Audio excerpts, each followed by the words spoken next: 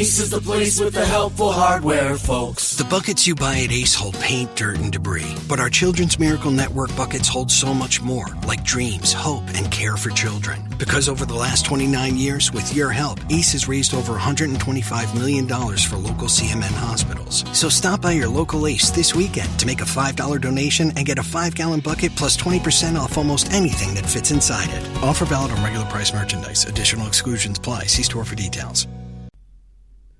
लीजिए सुनिए प्रेमचंद की लिखी कहानी दरोगा जी। वाचन समीर गोस्वामी का है। कल शाम को एक जरूरत से तांगे पर बैठा हुआ जा रहा था कि रास्ते में एक और महाशय तांगे पर आ बैठे। तांगे वाला उन्हें बिठाना तो न चाहता था, पर इनकार भी न कर सकता था। पुलिस के आदमी से झगड़ा कौन मोल ले। ये साहब किसी थाने के दरोगा थे। एक मुकदमे की पैरवी करने सदर आए थे। मेरी आदत है कि पुलिस वालों से बहुत कम बोलता हूं। सच पूछिए तो मुझे उनकी सूरत से नफरत है। उनके हाथों प्रजा को कितने कष्ट उठाने पड़ते हैं, इसका अनुभव इस जीवन में कई बार कर चुका हूं। मैं जरा एक तरफ खिसक गया और मुंह फेर कर दूसरी ओर देखने लगा कि दरोगा जी बोले, जनाब ये आम शिकायत है कि पुलिस वाले बहुत रिश्वत लेते हैं, लेकिन ये कोई नहीं देखता कि पुलिस वाले रिश्वत लेने के लिए कितने मजबूर किए जाते हैं। अगर पुलिस वाले रिश्वत लेना बंद कर दें तो मैं हलफ से कहता हूं, ये जो बड़े बड़े ऊंची पगड़ियों वाले रईस नजर आते हैं, सब के सब जेल खाने के अंदर बैठे दिखाई दे। अगर हर एक मामले का चालान करने लगे तो दुनिया पुलिस वालों को और भी बदनाम करे। आपको यकीन ना आएगा जनाब, रुपए की थैलियां गले लगाई जाती हैं। हम 1000 इनकार करें, पर चारों तरफ से ऐसे दबाव पड़ते हैं कि लाचार होकर लेना ही पड़ता है। मैंने उपहास के भाव से कहा, जो काम रुपए लेकर किया जाता है वही काम बिना रुपए लिए भी तो किया जा सकता है। दरोगा जी हंसकर बोले, वो तो गुनाह बेलज्जत होगा बंदा परवर। पुलिस का आदमी इतना कट्टर देवता नहीं होता, और मेरा ख्याल है कि शायद कोई इंसान भी इतना बेलौस नहीं हो सकता।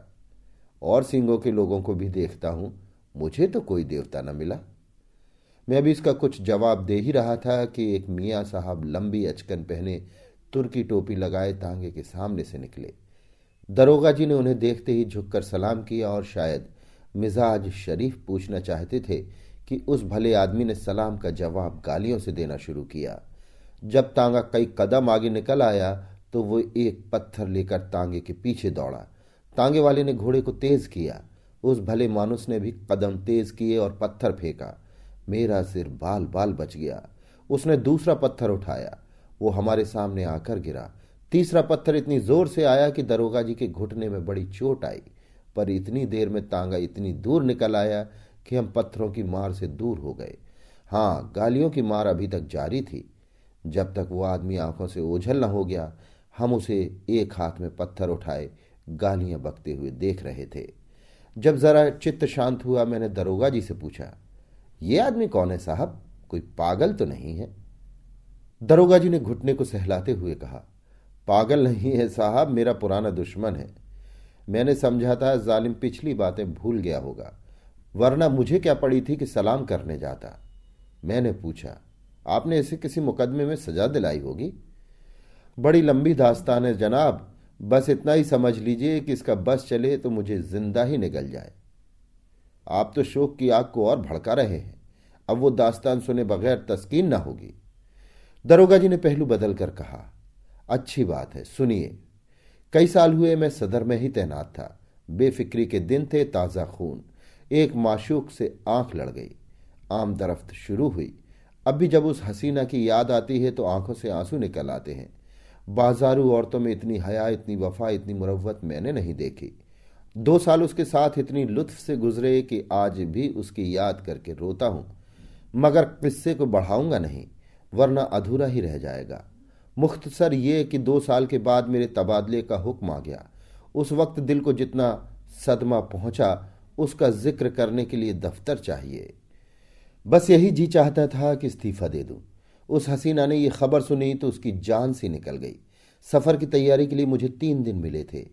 ये 3 दिन हमने मंसूबे बांधने में काटे। उस वक्त मुझे अनुभव हुआ था कि औरतों को अक्ल से खाली समझने में हमने कितनी बड़ी गलती की है।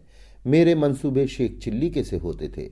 कलकत्ते भाग चले, वहां कोई दुकान खोल दें या इसी तरह कोई दूसरी तजवीज करता, लेकिन वो यही जवाब देती कि अभी वहां जाकर अपना काम करो, जब मकान का बंदोबस्त हो जाए तो मुझे बुला लेना, मैं दौड़ी चली आऊंगी। आखिर जुदाई की घड़ी आई। मुझे मालूम होता था कि अब जान न बचेगी। गाड़ी का वक्त निकला जाता था और मैं उसके पास से उठने का नाम न लेता था, मगर मैं फिर किस्से को तूल देने लगा। खुलासा यह है कि मैं उसे 2-3 दिन में बुलाने का वादा करके रुखसत हुआ, पर अफसोस वे 2-3 दिन कभी न आए। पहले 10-5 दिन तो अफसरों से मिलने और इलाके की देखभाल में गुजरे। इसके बाद घर से खत आ गया कि तुम्हारी शादी तय हो गई, रुखसत लेकर आ जाओ। शादी की खुशी में उस वफा की देवी की मुझे फिक्र न रही। शादी करके महीना भर बाद लौटा तो बीवी साथ थी, रही सही याद भी जाती रही। उसने 1 महीने के बाद एक खत भेजा, पर मैंने उसका जवाब न दिया। डरता रहता था कि कहीं एक दिन वो आकर सिर पर सवार न हो जाए, फिर बीवी को मुंह दिखाने लायक भी न रह जाऊं। साल भर के बाद मुझे एक काम से सदर आना पड़ा। उस वक्त मुझे उस औरत की याद आई। सोचा जरा चलकर देखना चाहिए किस हालत में है। फौरन अपने खत न भेजने और इतने दिनों तक न आने का जवाब सोच लिया और उसके द्वार पर जा पहुंचा। दरवाज़ा साफ सुथरा था, मकान की हालत भी पहले से अच्छी थी। दिल की खुशी हुई कि इसकी हालत उतनी खराब नहीं है जितनी मैंने समझी थी, और क्यों खराब रहने लगी। मुझ जैसे दुनिया में क्या और आदमी ही नहीं है। मैंने दरवाज़ा खटखटाया। अंदर से वो बंद था। आवाज आई, कौन है? मैंने कहा, वाह, इतनी जल्दी भूल गई, मैं हूं बशीर। कोई जवाब न मिला। आवाज उसी की थी, इसमें शक नहीं। फिर दरवाज़ा क्यों नहीं खोलती? जरूर मुझसे नाराज है। मैंने फिर किवाड़ खटखटाए और लगा अपनी मुसीबतों का किस्सा सुनाने। कोई 15 मिनट बाद दरवाज़ा खुला। हसीना ने मुझे इशारे से अंदर बुलाया और चट किवाड़ बंद कर लिए। मैंने कहा, मैं तुमसे मुआफ़ी मांगने आया हूं। यहां से जाकर मैं बड़ी मुश्किल में फंस गया। इलाका इतना खराब है कि दम मारने की मोहलत नहीं मिलती। हसीना ने मेरी तरफ न देखकर जमीन की तरफ ताकते हुए कहा, मुआफ़ी किस बात की? तुमसे मेरा निकाह तो न हुआ था। दिल कहीं और लग गया तो मेरी याद क्यों आती? मुझे तुमसे कोई शिकायत नहीं है। जैसा और लोग करते हैं वैसा ही तुमने किया। यही क्या कम है कि इतने दिनों बाद इधर आ तो गए। रहे तो खैरियत से? किसी तरह जिंदा हूं। शायद जुदाई में घुलते घुलते ये तौन निकल आई है। खुदा झूठ ना बुलवाए, तब से दूने हो गए। मैंने झेंपते हुए कहा, यह सारा बलगम का फिसाद है। भला मोटा मैं क्या होता?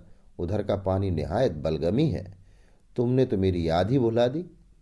उसने अब की मेरी ओर तेज निगाहों से देखा और बोली, खत का जवाब तक न दिया, उल्टे मुझी को इल्जाम देते हो।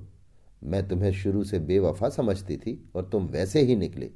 बीवी लाए और मुझे खत तक न लिखा। मैंने ताज्जुब से पूछा, तुम्हें कैसे मालूम हुआ कि मेरी शादी हो गई? उसने रुखाई से कहा, यह पूछकर क्या करोगे? झूठ तो नहीं कहती। बेवफा बहुत देखे, लेकिन तुम सबसे बढ़कर निकले। तुम्हारी आवाज सुनकर जी में तो आया कि धुतकार दूं, लेकिन यह सोचकर दरवाजा खोल दिया कि अपने दरवाजे पर किसी को क्या जलील करूं। मैंने कोट उतारकर घोंटी पर लटका दिया, जूते भी उतार डाले और चारपाई पर लेटकर बोला, लैली, देखो इतनी बेरहमी से न पेश आओ। मैं तो अपनी खताओं को खुद तस्लीम करता हूं और इसलिए अब तुमसे मुआफ़ी मांगने आया हूं। जरा अपने नाजुक हाथों से एक पान तो खिला दो। सच कहना, तुम्हें मेरी याद काहे को आती होगी? कोई और यार मिल गया होगा। लैली पानदान खोलकर पान बनाने लगी कि एकाएक किसी ने किवाड़ खटखटाए। मैंने घबरा कर पूछा, ये कौन शैतान आ पहुंचा? हसीना ने होठों पर उंगली रखते हुए कहा, ये मेरे शौहर हैं। तुम्हारी तरफ से जब निराश हो गई तो मैंने इनके साथ निकाह कर लिया। मैंने त्योरियां चढ़ाकर कहा, तो तुमने मुझसे पहले ही क्यों ना बता दिया? मैं उल्टे पांव लौट ना जाता? ये नौबत क्यों आती? ना जाने कब की ये कसर निकाली। मुझे क्या मालूम था कि ये इतने जल्द आ पहुंचेंगी। रोज तो पहर रात गए आते थे, फिर तुम इतनी दूर से आए थे, तुम्हारी कुछ खातिर भी तो करनी थी। अच्छा, यही खातिर की? बताओ अब मैं जाऊं कहां? मेरी समझ में खुद कुछ नहीं आ रहा। या अल्लाह, किस अजाब में फंसी। इतने में उन साहब ने दरवाजा खटखटाया। ऐसा मालूम होता था कि किवाड़ तोड़ डालेगा। हसीना के चेहरे का एक रंग आता था, एक रंग जाता था। बेचारी खड़ी कांप रही थी। बस जबान से यही निकलता था, या अल्लाह रहम कर। बाहर से आवाज आई, अरे तुम क्या सरे शाम सो गई? अभी तो 8 भी नहीं बजे। कहीं सांप तो नहीं सूंघ गया? अल्लाह जानता है, अब और देर की तो किवाड़ चिड़वा डालूंगा। मैंने गिड़गिड़ाकर कहा, खुदा के लिए मेरे छिपने की कोई जगह बताओ। पिछवाड़े का कोई दरवाजा नहीं? ना, संडास तो है। सबसे पहले वो वहीं जाएंगे। अच्छा, वो सामने कोठरी कैसी है? हाँ है तो, लेकिन कहीं कोठरी खोलकर देखा तो? क्या बहुत डबल आदमी है? तुम जैसे 2 को बगल में दबा ले। तो खोल दो कोठरी। वो जो ही अंदर आएगा मैं दरवाजा खोलकर निकल भागूंगा। हसीना ने कोठरी खोल दी। मैं अंदर जा घुसा। दरवाजा फिर बंद हो गया। मुझे कोठरी में बंद करके हसीना ने जाकर सदर दरवाजा खोला और बोली, क्यों किवाड़ तोड़े डालते हो? आ तो रही हूं। मैंने कोठरी के किवाड़ों के दराजों से देखा। आदमी क्या, पूरा देव था। अंदर आते ही बोला, तुम सरे शाम से सो गई थी? हाँ, जरा आंख लग गई थी। मुझे तो ऐसा मालूम हो रहा था कि तुम किसी से बातें कर रही हो। वहम की दवा तो लुकमान के पास भी नहीं। मैंने साफ साफ सुना, कोई ना कोई था जरूर। तुमने उसे कहीं छिपा रखा है। इन्हीं बातों पर तुमसे मेरा जी जलता है। सारा घर तो पड़ा है, देख क्यों नहीं लेते? देखूंगा तो मैं जरूर ही, लेकिन तुमसे सीधे सीधे पूछता हूं, बतला दो कौन था? हसीना ने कुंजियों का गुच्छा फेंकते हुए कहा, और कोई था तो घर ही में ना होगा। लो, सब जगह देखाओ। सुई तो है नहीं कि मैंने कहीं छिपा दी हो। वो शैतान इन चकमों में ना आया। शायद पहले भी ऐसा ही चरका खा चुका था। कुंजियों का गुच्छा उठाकर सबसे पहले मेरी कोठरी के द्वार पर आया और ताले को खोलने की कोशिश करने लगा। गुच्छे में उस ताले की कुंजी ना थी। बोला, इस कोठरी की कुंजी कहाँ है? हसीना ने बनावटी ताज्जुब से कहा, अरे तो क्या उसमें कोई छिपा बैठा है? वो तो लकड़ियों से भरी पड़ी है। तुम कुंजी दे दो ना। तुम भी कभी कभी पागलों के से काम करने लगते हो। अंधेरे में कोई सांप बिच्छू निकल आए तो? ना भैया, मैं उसकी कुंजी ना दूंगी। भला से सांप निकल आएगा, अच्छा ही हो निकल आए। इस बेहयाई की जिंदगी से तो मौत ही अच्छी। हसीना ने इधर उधर तलाश करके कहा, न जाने उसकी कुंजी कहाँ रख दी, ख्याल नहीं आता। इस कोठरी में तो मैंने और कभी ताला नहीं देखा। मैं तो रोज लगाती हूं, शायद कभी लगाना भूल गई हूं तो नहीं कह सकती। तो तुम कुंजी न दोगी? कहती तो हूं, इस वक्त नहीं मिल रही है। कहे देता हूं, कच्चा ही खा जाऊंगा। अब तक तो मैं किसी तरह जब्त किए खड़ा रहा। बार बार अपने पर गुस्सा आ रहा था कि यहां क्यों आया। ना जाने ये शैतान कैसे पेश आए, कहीं तैश में आकर मार ही न डाले। मेरे हाथों में तो कोई छुरी भी नहीं। या खुदा, अब तू ही मालिक है। तमरो के खड़ा था कि एक पल का भी मौका मिले तो निकल भागूं, लेकिन जब उस मरदूद ने किवाड़ों को जोर से धमधमाना शुरू किया तब तो रूह ही फना हो गई। इधर उधर निगाह डाली कि किसी कोने में छिपने की जगह है या नहीं। किवाड़ के दराजों से कुछ रोशनी आ रही थी। ऊपर जो निगाह उठाई तो एक मचान सा दिखाई दिया। डूबते को तिनके का सहारा मिल गया। उचक कर चाहता था कि ऊपर चढ़ जाऊं कि मचान पर एक आदमी को बैठे देखकर उस हालत में मेरे मुंह से चीख निकल गई। ये हजरत अचकन पहने, घड़ी लगाए, एक खूबसूरत साफा बांध उकड़ू बैठे हुए थे। अब मुझे मालूम हुआ कि मेरे लिए दरवाज़ा खोलने में हसीना ने इतनी देर क्यों की थी। अभी इनको देख ही रहा था कि दरवाजे पर मूसल की चोटें पड़ने लगीं। मामूली किवाड़ तो थे ही, 3-4 चोटों में दोनों किवाड़े नीचे आ रहे और वो मरदूद लालटेन लिए कमरे में घुसा। उस वक्त मेरी क्या हालत थी इसका अंदाज़ा आप खुद कर सकते हैं। उसने मुझे देखते ही लालटेन रख दी और मेरी गर्दन पकड़कर बोला, अच्छा आप यहाँ तशरीफ रखते हैं, आइए आपकी कुछ खातिर करूं। ऐसे मेहमान रोज कहाँ मिलते हैं। ये कहते हुए उसने मेरा एक हाथ पकड़कर इतनी जोर से बाहर की तरफ ढकेला कि मैं आंगन में औंधा जा गिरा। उस शैतान की आंखों से अंगारे निकल रहे थे। मालूम होता था उसके होंठ मेरा खून चूसने के लिए बढ़े आ रहे हैं। मैं अभी जमीन से उठने भी न पाया था कि वो कसाई एक बड़ा सा तेज छुरा लिए मेरी गर्दन पर आ पहुंचा। मगर जनाब, हूं पुलिस का आदमी। उस वक्त मुझे एक चाल सूझ गई। उसने मेरी जान बचा ली, वरना आज आपके साथ तांगे पर न बैठा होता। मैंने हाथ जोड़कर कहा, हुजूर मैं बिल्कुल बेकसूर हूं, मैं तो मीर साहब के साथ आया था। उसने गरज कर पूछा, कौन मीर साहब? मैंने जी कड़ा करके कहा, वही जो मचान पर बैठे हुए हैं। मैं तो हुजूर का गुलाम ठहरा, जहां हुक्म पाऊंगा उनके साथ जाऊंगा, मेरी इसमें क्या खता है? अच्छा, तो कोई मीर साहब मचान पर भी तशरीफ रखते हैं? उसने मेरा हाथ पकड़ लिया और कोठरी में जाकर मचान पर देखा। वो हजरत सिमटे सिमटाए भीगी बिल्ली बने बैठे थे। चेहरा ऐसा पीला पड़ गया था गोया बदन में जान ही नहीं। उसने उनका हाथ पकड़कर एक झटका दिया तो आप धाम से नीचे आ रहे। उनका टाट देखकर अब इसमें कोई शुबहा न रहा कि वो मेरे मालिक हैं। उनकी सूरत देखकर उस वक्त तरस के साथ हंसी आती थी। तू कौन है बे? जी मैं, मेरा मकान, ये आदमी झूठा है, ये मेरा नौकर नहीं है। तू यहां क्या करने आया था? मुझे यही बदमाश मेरी तरफ देखकर बोले, धोखा देकर लाया था। ये क्यों नहीं कहता कि मजे उड़ाने आया था? दूसरों पर इल्जाम रखकर अपनी जान बचाना चाहता है, सुअर। ले, तू भी क्या समझेगा कि किसके पाले पड़ा था? ये कहकर उसने उसी तेज छुरे से उन साहब की नाक काट ली। मैं मौका पाकर बेतहाशा भागा, लेकिन हाय हाय की आवाज मेरे कानों में आ रही थी। इसके बाद उन दोनों में कैसी छनी, हसीना के सिर पर क्या आफत आई, इसकी मुझे कुछ खबर नहीं। मैं तब से 20 बार सदर आ चुका हूं, पर उधर भूल कर भी नहीं गया। ये पत्थर फेंकने वाले हजरत वही हैं जिनकी नाक कटी थी।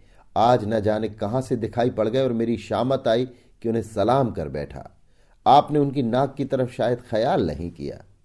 मुझे अब ख्याल आया कि उस आदमी की नाक कुछ चिपटी थी। बोला, हाँ, नाक कुछ चिपटी तो थी, मगर आपने उस गरीब को बुरा चरका दिया। और करता ही क्या, जरूर दबा लेते, मगर चोर का दिल आधा होता है। उस वक्त अपनी अपनी पड़ी थी कि मुकाबला करने की सोचती। कहीं उस रमझल्ले में धर लिया जाता तो आबरू अलग जाती और नौकरी से अलग हाथ धोता। मगर अब इस आदमी से होशियार रहना पड़ेगा। इतने में चौक आ गया और हम दोनों ने अपनी अपनी राह ली। अभी आप सुन रहे थे प्रेमचंद की लिखी कहानी दरोगा जी। वाचन समीर गोस्वामी का था। Right now, switch your family to T-Mobile and get 4 lines for $25 a line with AutoPay and 5G access included on America's largest 5G network. So don't wait. Get unlimited and nationwide 5G access for the whole family for just $25 a line. Visit a T-Mobile store or T-Mobile.com today. Plus taxes and fees. Customers may notice lower speeds and further reduction if using over 50 gigs a month due to data prioritization. Video at 480p. Unlimited while on our network. Qualifying credit and 4+ lines required. Capable device required for 5G. Coverage not available in some areas. Some uses may require certain features. See T-Mobile.com.